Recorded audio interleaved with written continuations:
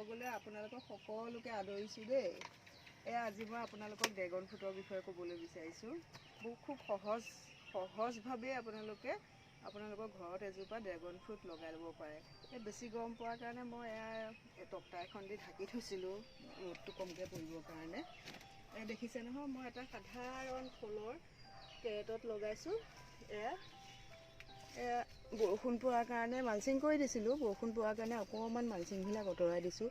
এনেকৈ ধৰক মাটি, বালি, গোবৰ, মাটি ধৰক 30%, গোবৰ 30%, বালি 20%, তাৰপিছত এনেকৈ সৰা পাত, গছৰ শুকান পাত 10% এনেকৈ মিলাই পেলাই মাটিটো তৈয়াৰ কৰিব।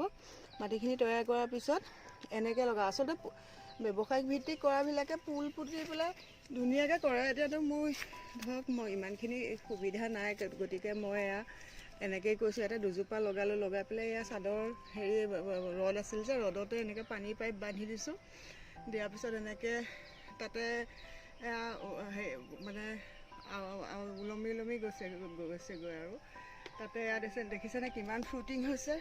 ফুল দেখিছে, দেখিছে, কিমানখিনি হৈছে। বৰ সহজে কৰিব পাৰি কিন্তু দেই, বেছি কষ্ট নহয়। খালি আপোনালোকে মানে চাব, চাদৰ ওপৰত হ'লেতো ভালেই, আৰু মাটিত কৰিবলগীয়া হ'লে 8 ঘণ্টা 6 ঘণ্টা 8 ঘণ্টা ৰ'দ পৰিব লাগিব মুঠতে। পানী খুব কমাই দিব লাগে। মানে এজোপা কেকটাছ জাতীয় গছটো, সেইটো কাৰণে পানী খুব কমাই দিব লাগে। তাৰপিছত ধৰক মোৰ সম্পূৰ্ণ অৰ্গেনিক হিচাপে কৰিছোঁ। মই কেমিকেল ব্যৱহাৰ কৰা নাই।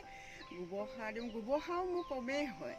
এতিয়া ধৰক লগোৱা মানে 15 দিনমানৰ আগত মই কেৰেটটো তৈয়াৰ কৰিছোঁ। ডাঠ কাগজৰ পৰা আদি কৰি পেপাৰ, মাটি, তাৰপিছত এইবিলাক গছৰ মোৰ বাগানখন সাৰোঁতে যিবিলাক গছপাত ওলায় সেইবিলাক চব দি পেলাই মই মানে মাটিৰ পৰিমাণটো কৈছোঁ। গোবৰো দিছোঁ, তাৰপিছত অলপ বালিও দিছোঁ, ইটা টুকুৰাও দিছোঁ দুটামান, দি পেলাই মানে মাটিখিনি তৈয়াৰ কৰি থৈ দিছোঁ। তাৰপিছত সেয়া লগালোঁ। লগোৱাৰ পিছত যেতিয়া এইখিনি বান্ধালৈকে কিন্তু এইখিনিত কোনো ব্ৰাঞ্চ ৰাখিব নালাগিব। এইখিনিত নতুন এইখিনিতে ব্ৰাঞ্চ ওলাব, কিন্তু ব্ৰাঞ্চ কোনো ৰাখিব নালাগে। যেতিয়া বান্ধি এইখিনিত দিব, তেতিয়াহে নতুন ব্ৰাঞ্চবিলাক ওলমি যোৱাকৈ ৰাখিব লাগে। এতিয়া মোৰ এজোপাত অলৰেডি 10টামান খোৱা হ'লেই। এতিয়া পকি আছে 1, 2, 3, 4, 5টা 6টা পকি আছে। আৰু ধৰক নতুনকৈ এইখিনি লাগি আছে। বহুত ভাল, আৰু জানেই আপোনালোকে বহুত পুষ্টিকৰ ফল। এইটো নতুনকৈ হোৱা ফল, বহুত সহজ, আপোনালোকে ধুনীয়াকৈ কৰিব পাৰিব। এতিয়া ধৰক বেছি অৱশ্যে ৰ'দ পৰিলে অলপ দিগদাৰ হ'ব। ওপৰত সেয়েহে কাপোৰ এখন বান্ধি থৈ দিওঁ ওপৰত, মানে বেছি ৰ'দ। আৰু বেছি একো কেয়াৰ ল'ব নালাগে। বেছি যত্ন ল'লে গছবিলাক বেয়াহে হয়। অকণ যত্ন লৈ পেলাই মানে সদায়, আচলতে আমি কণ্টেইনাৰ গাৰ্ডেনিং কৰোঁতে মানে সাৰ খাবলৈ নাপায় সিহঁত বেয়া নহয়, বেছিকৈ খাবলৈ পায়হে বেয়া হয়।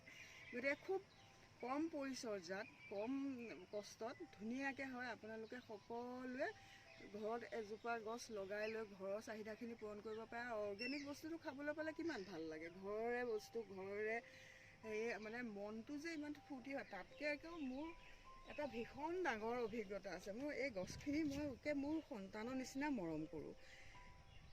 সেই মৰম যে মই কৰোঁ, সেইকাৰণে মোক ইমান ধুনীয়া ড্ৰেগন ফ্ৰুটখিনিয়ে মোক উপহাৰ দিছে। মাদাৰ্ছ ডে' দিনাখন ড্ৰেগন ফ্ৰুট সাধাৰণতে গধূলা মানে 9টামান বজাত ফুলে, আৰু ৰাতিপুৱা 6টা 7টামান বজাত মানে ফুলপাহ জাপ খাই যায়।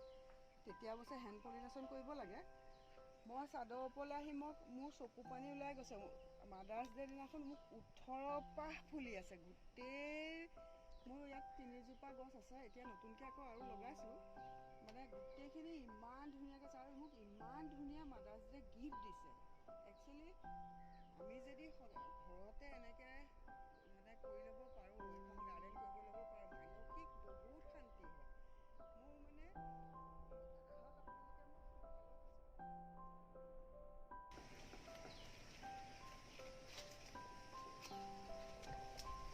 এইটো চাইডে এজোপা আছে। এজোপাত 3টা অলৰেডি ছিগা হ'ল, আৰু এটা আছে। এজোপা ৰেড, সেই প্ৰথমতে দেখুৱাজোপা ভিতৰটো হোৱাইট, এজোপা ৰেড। এজোপা বহুত ভাল লাগে, আৰু মানে মানসিক শান্তি ইমান হয় নহয়। মনটো অনবৰতে ফ্ৰেছ হৈ থাকে। আৰু সকলোৱে চেষ্টা কৰক, আৰু পাৰিবই আপোনালোকে, একদম 100% পাৰিবই। বহুত কষ্ট নহয়, একেবাৰে অকণমান কষ্টত ধুনীয়াকৈ ঘৰতে খাব পৰা বস্তুখিনি আপোনালোকে যোগাৰ কৰি ল'ব পাৰিব। খালি অকণমান মানে ধৈৰ্য লাগে, আৰু মানে অকণমান জানিলে, আৰু আপোনালোকে যদি কৰোঁ বুলি ভাবে মই আপোনালোকক সকলোখিনি জনাই যাম। এজোপা ইয়াত 2টা কেৰেট আছে, 3টা কেৰেট আছে ইয়াত। এটা মানে এইটো দেখিছে নহয়, এইটো মাছৰ কাৰ্টুন, আৰু সিপিনে সেইটো ফ্ৰুইট কেৰেট, আৰু এইটো এটা টাব। ইয়াতে ধৰক 8টামান এতিয়ালৈকে তোলা হ'ল, আৰু বাকী এইকেইটা আছে। আৰু নতুনো আছে। এয়া ফুলাখিনি এয়া নতুন বাহিৰৰ ফালেও ফুলিছে, এয়া এতিয়া নতুনো ফুলা আছে। ধুনীয়াকৈ আপোনালোকে কৰি খাব পাৰিব। আৰু অৰ্গেনিক বস্তু এটা খোৱা, ঘৰতে উৎপাদন কৰি ঘৰতে খোৱা আমেজেই বেলেগ। আৰু মানে মনটো ইমান ভাল লাগি থাকে, সময় মানে কেনেকৈ যায়গৈ ক'বই নোৱাৰোঁ। মোৰ মানে অনবৰতে মনটো ভালেই লাগি থাকে গছখিনি দেখি থাকিলে। গতিকে একো কষ্ট নহয়। এতিয়া বজাৰৰ এই ভেজাল বিষসোপা খোৱাতকৈ ঘৰতে সৰুকৈ বেলকনি এখন থাকিলেও ধৰক ড্ৰেগন ফ্ৰুট কৰিব নোৱাৰিব, কিন্তু কিছুমান সৰু মানে কৰি মানে পাচলি কৰি পেলাই, বা ফল কৰি, নিজৰ ফুলগছ কৰি নিজৰ মনটো ভালে ৰখাৰ লগে লগে পৰিৱেশটোও ভাল হয়। আৰু আজিকালি দেখিছেই গছ মানে নাইকিয়াই হৈ গৈছে। আমি টেৰেছতো যদি এনেকৈ গাৰ্ডেনিং কৰিব পাৰোঁ কিমান ভাল। এতিয়া আৰু এয়া এজোপা গছতে দেখিছে, এয়া পকা আছে, পকি থকা আছে, এয়া আধা, এয়া মানে নতুন হৈ থকা আছে। এয়া দেখিছে নহয়, আকৌ নতুনকৈ এয়া বাৰ্ডছ আহিছে। এয়া এইটো তাৰপিছত এইটো, এয়া নতুনকৈ আকৌ বাৰ্ডছ আহিছে। এই ড্ৰেগন ফ্ৰুট মে' মানৰ পৰা লাগে, একে ডিচেম্বৰলৈকে লাগিব। আৰু বহুত দামটো জানেই, এইটো ফলৰ কিমান দাম। গতিকে ভাল মানে পাৰিব। আৰু যিখিনি জানিবলগীয়া কিবা থাকিলে কমেণ্ট কৰিব, মই জনাম। ধুনীয়াকৈ মই শিকাই দিম। সকলোৱে আগবাঢ়ি আহক।